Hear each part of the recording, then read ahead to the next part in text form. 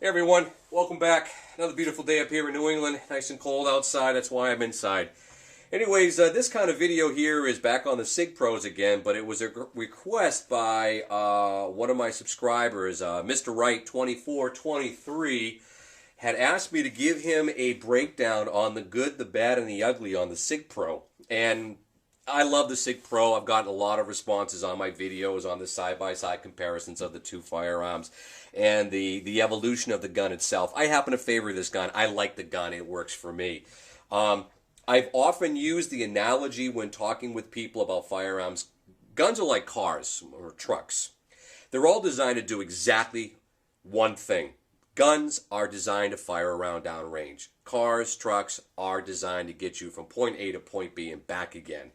When it comes to guns themselves, there has to be a certain mystique. A lot of it's like the look, the feel, and then of course you get into the cost. Same thing with cars or trucks. So you look at it and say, wow, that looks really nice. Then you get behind the wheel and you're playing with the shifter and the knobs and you're like, wow, this feels nice. And then of course the last thing that you ask is, how much does it cost? The same thing goes on with firearms. You look at something, it visually appeals to you, and then you pick it up and you start to finger molest it. You're like, wow, this thing is really nice, and you're putting it up and you're like, okay, well, how much does it cost? Number one most important thing with firearms and purchasing of firearms is the reliability of the firearm. There's a lot of guns out there that look great, but they don't work well. There's guns out there that are $3,000-$4,000 custom 1911s that they look gorgeous and they shoot just as well as some of the $900 1911s. But anyways, Mr. Wright wanted me to do a good, bad, and ugly on the pros and cons of the Sig Pros, and he's looking to buy one, and I thought about the guns themselves, and obviously there were two major different versions between the two, not necessarily being the takedown pins and the indentation on the frames, but really one of the most important things are the fact that is they've changed the proprietary NATO rail, which is the first model, and they went over to a standard Picatinny rail, which most aftermarket lights and lasers will fit. Probably you're looking at the visual aspect of the gun. Does it visually appeal to you? Does this appear to be a good-looking weapon? Is this something that you want to carry? It's something that you want to use for personal protection. Is it something that you like? Does it feel good? Probably one of the cons that I'll use over the Sig Pros is they do offer you two interchangeable back straps. This is the larger one, and it has a bumped out rear for the palm for larger grips, and of course they have the slimline stippled version, which is the smaller version. I don't have the biggest man paws in the world, so as you can see, both have the small ones. Actually, this one here has a Crimson Trace laser grip on it. So it does offer you two interchangeable back straps, whereas some of the newer versions of the polymer firearms that are out there, whether it be FN or Glock or Springfield, they're offering you as many as three interchangeable back straps. So depending on the size of your mitt, that's going to be very important. That's going to be a selling point, because what you want to do is the center of the trigger has to line up on your distal joint. And if you're not familiar with what that is, it's actually between the tip of the finger and your first knuckle. The trigger should line up right here as you're pressing to the rear. So let's just say that's the bad of the gun itself, okay? The good part of the gun is it's extremely reliable. It comes in 9mm, 357 SIG, and 40 Smith & Wesson. So that's the good. The bad is that it only offers two of these grips, opposed to some of the other polymer guns, which offer three different grip sizes. Now, if I was to look at the ugly part of this gun, and I said to myself, what would be ugly? I would have to say the frame size is probably the biggest drawback of this firearm. The frame distance between the trigger guard and the bottom is shorter than most full-size or even compact-size firearms like a Glock 19 or something like that. So what ends up happening is, now I'm not a left-handed shooter, but in order for me to get it on camera, I have to hold it this way. But if you notice, my pinky kind of floats here in the mag well. And when I'm doing a mag change now, I literally have to get my pinky out of the way. And it only takes you 1 or 2 times for your pinky to get bit by that mag going in there, because of course you're doing it as quickly as possible for you to realize, get that pinky out of the way. Now, no matter what firearm I have, and if I'm doing a tactical reload, if I'm doing a reload in general, I always find myself doing this little Three Stooges Emily Post thing, getting my pinky out of the way.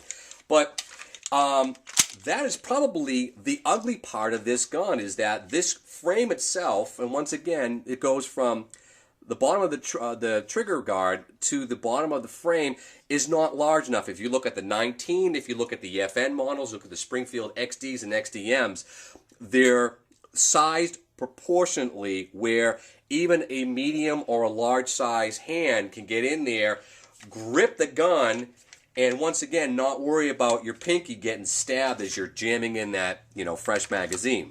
So that's the ugly part of the gun. So other than some of the older versions having the proprietary NATO rail, I love the gun. If you intend on putting a light laser system on it, like I have an Insight Technology M6 here, which is what I use for my home protection, so it gives me the light and the laser.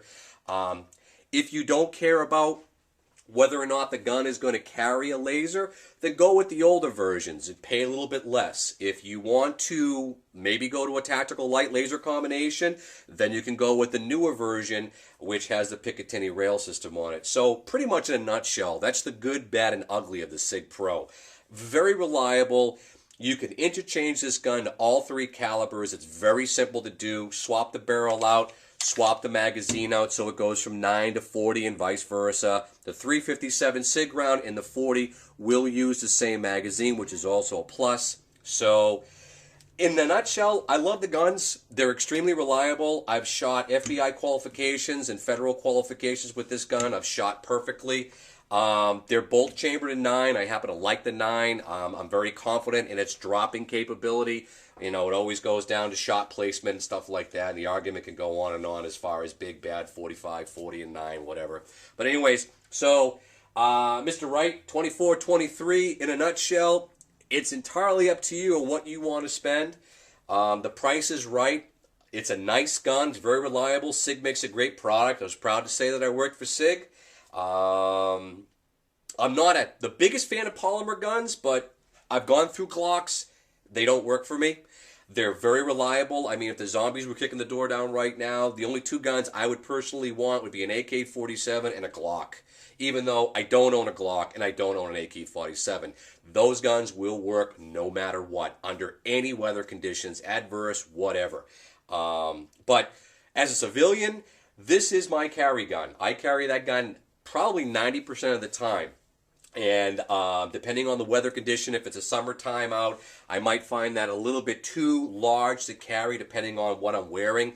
If you're in Florida or if you're somewhere where it's nice and hot during the summertime, this type of a compact pistol, close to a full size because it only has a 3.9-inch barrel, it might be difficult to carry, so depending on where you are. But there are multiple methods of carry. So that's it. That is the good, the bad, and the ugly on the Sig Pros, the 2009 and the 2022, and it's entirely up to you. Like I said, it's a kind of a Ford Chevy argument. It all depends on what you want to be seen driving or what you want to be seen carrying, but the bottom line is they're performing guns. They will work when they need to work. Oh, on a side note, there is one other minor drawback. It's the double action pull. On the Sig Pro, the double action pull, the problem with the double action pull is this. It is kind of long, but the trigger actually buries all the way to the rear of the gun, a little bit further than some. This one here, the trigger pull is pretty crisp. It's not too bad. But if I go over to the all-German version, which I really can't understand why, if I was to decock it, and then if I pull that trigger, and it is a short trigger on this, it seems to really travel far back, and it bottoms out on the back of the trigger well. As a double action fire, some people may find that as a negative. I don't. I look at a long double action pull as increasing your ability to train your muscle memory, maintain your sight picture, so when you do draw, when you have to draw, that double action is nothing. It just, you bleed right through that trigger press, you come up on target, you bang your first round, and that first round goes exactly where you want it to go. Like anything else in the industry, practice makes perfect. Perfect practice. Practice what you carry, carry what you practice. So go out, do your draws if you can from the holster. Get 2 shots up on target. and see how accurate you're getting. You know, I mean, the only other thing about this gun is between the Glock and the FNs and the Springfields and the SIGs, the grip angle might be different for you. The only reason why I don't like Glocks, and I like Glocks, I just can't shoot them well. I don't want to retrain myself to shoot the Glocks. They're very, very good guns.